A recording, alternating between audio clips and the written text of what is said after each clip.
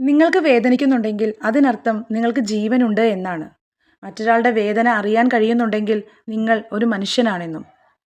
ജീവിതത്തിൽ തോറ്റുപോയവരിൽ അധികവും ജയിക്കാൻ അറിയാത്തവരല്ല, മറ്റുള്ളവരെ ചതിക്കാനും വഞ്ചിക്കാനും കഴിയാത്തവരാണ്.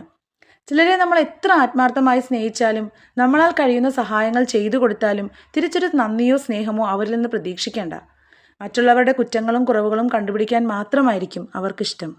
ഹൃദയമില്ലാത്തവൻ്റെ മുൻപിൽ സങ്കടങ്ങൾ പറയരുത്. നമ്മളെ മനസ്സിലാക്കി കൊടുക്കാൻ പരിശ്രമിക്കരുത്. അന്ധന് കണ്ണാടി കൊടുക്കുന്നതിന് തുല്യമാണത്. കഷ്ടപ്പെടുന്ന മനുഷ്യന് ചിരി ഉണ്ടാവുകയില്ല. ഒരുപാട് ചിരിച്ചുകൊണ്ടിരിക്കുന്നവർക്ക് കഷ്ടപ്പാടും ഉണ്ടാവുകയില്ല. എന്നാൽ കഷ്ടപ്പാടുകൾക്കിടയിലും ചിരിക്കുന്നവന് തോൽവി ഉണ്ടാവുകയില്ല. നുണകളും രഹസ്യങ്ങളുമാണ് പലപ്പോഴും ബന്ധങ്ങൾ ഇല്ലാതാക്കുന്നത്. അതെത്ര ശ്രദ്ധയോടെയാണെങ്കിലും ഒരു സൂചന എവിടെയെങ്കിലും ഉണ്ടാവും. അന്ധകാരത്തിൽ ചെയ്യുന്നത് തീർച്ചയായും വെളിച്ചത്തേക്ക് വരും. നഷ്ടപ്പെട്ടു പോയ സമയവും കാലവും എത്ര പരിശ്രമിച്ചാലും ഒരിക്കലും തിരിച്ചു കിട്ടില്ല. എന്നാൽ ഇനി വരാനിരിക്കുന്ന സമയവും കാലവും നമുക്ക് നഷ്ടപ്പെടുത്താതിരിക്കാൻ കഴിയും. അവിടെയാണ് ജീവിത വിജയം. ലോകത്തിലെ ഏറ്റവും ബുദ്ധിമാനും ശക്തനുമായ വ്യക്തി സ്വയം നിയന്ത്രണമുള്ളവനാണ്. മറ്റുള്ളവരെ ആശ്രയിക്കാതെ സ്വന്തം ബുദ്ധിശക്തി കൊണ്ടും സ്വന്തം ലക്ഷ്യങ്ങൾ കൊണ്ടും സ്വന്തം പരിശ്രമം കൊണ്ടുമാണ് ഒരാൾ തൻ്റെ ജീവിതം പ്രകാശപൂരിതമാക്കേണ്ടത്.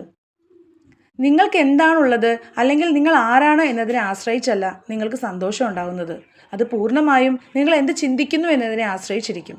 ചിലപ്പോഴൊക്കെ ഒരു നല്ല വ്യക്തിക്ക് തെറ്റായ കാര്യങ്ങൾ സംഭവിക്കാറുണ്ട്.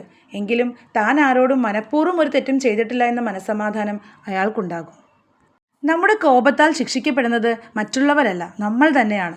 കോപം നമ്മെ ഉള്ളിൽ നിന്ന് തകർക്കുന്നു. ശാന്തത പാലിക്കുന്നതാണ് യഥാർത്ഥ ശക്തി.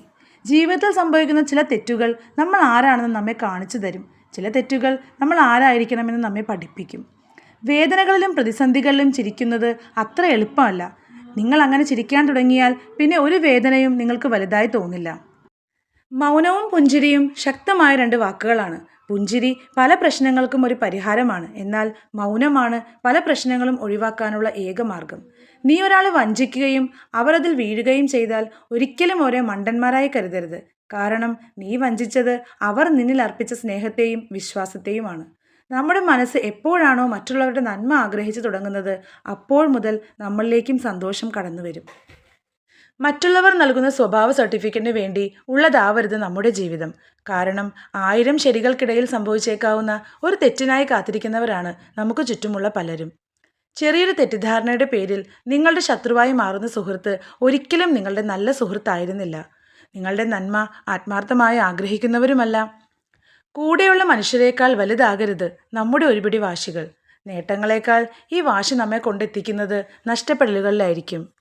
ആരാണ് തെറ്റ് എന്ന് ചിന്തിക്കുന്നതിന് മുൻപ് എന്താണ് തെറ്റ് എന്ന് മനസ്സിലാക്കണം. സുരക്ഷിതവും ശക്തവുമായ ബന്ധങ്ങൾക്ക് ഇത് എപ്പോഴും ഓർമ്മയിൽ ഉണ്ടാകണം. ജീവിതത്തിൽ നമ്മൾ എന്തൊക്കെയോ പ്രതീക്ഷിച്ചു കൂട്ടുന്നു. പ്രതീക്ഷിക്കാതെ പലതും നടക്കുന്നു. ചെയ്യാൻ പോകുന്ന കാര്യങ്ങളെക്കുറിച്ചുള്ള തിരിച്ചറിവാണ് വരാനിരിക്കുന്ന നിമിഷങ്ങളെ ഭംഗിയാക്കുന്നത്.